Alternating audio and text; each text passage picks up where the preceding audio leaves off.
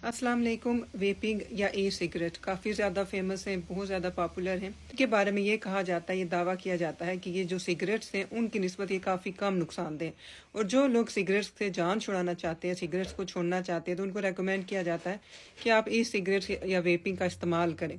और एक बहुत ही एक्साइटिंग स्टडी जो कि यूसीएल की तरफ से सामने आई है, यूसीएल के जो रिसर्चर हैं उसने ये स्टडी पब्लिश की है। और काफ़ी ज़्यादा जो है इसको मीडिया में भी इसको तवज्जो मीडिया काफ़ी ज़्यादा इस पर बातचीत की जा रही है। और इस स्टडी में देखा गया है कि जो ई सिगरेट्स या जो वेपिंग है, क्या ये वाकई उतने नुकसानदेह हैं जितने सिगरेट्स होते हैं, या उससे कम नुकसान करते हैं, या उससे ज़्यादा नुकसान करते हैं। तो हैरत अंगेज तौर पर यह देखा गया है कि जो ई सिगरेट्स या वेपिंग डिवाइसेस हैं ये उतना ही नुकसान पहुंचाती हैं जितना कि सिगरेट्स करते हैं। तो ये जो जितने भी दावे किए जा रहे थे कि आप इसका इस्तेमाल करें अगर आप सिगरेट छोड़ना चाहते हैं, तो ये सारे गलत हैं।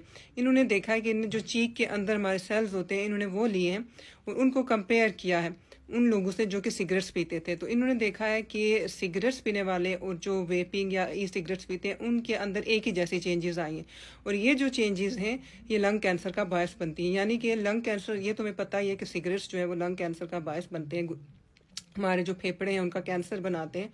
लेकिन इसी तरह से ई सिगरेट्स या ये वेपिंग डिवाइसेस भी किसी से कम नहीं है, ये भी बिल्कुल इसी तरह से कैंसर और दीगर बीमारियों का बायस बनती हैं।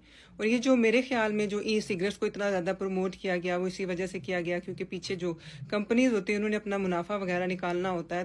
और अभी मैं देख रही थी कि NHS की वेबसाइट पर भी अभी तक अपडेट नहीं हुआ, वो भी यही लिख रहे हैं कि जो ई सिगरेट्स या जो वेपिंग डिवाइसेस हैं वो हो सकता है कि उसके साइड इफ़ेक्ट्स हों, लेकिन वो इतने नुकसानदेह नहीं हैं जितने कि सिगरेट्स हैं।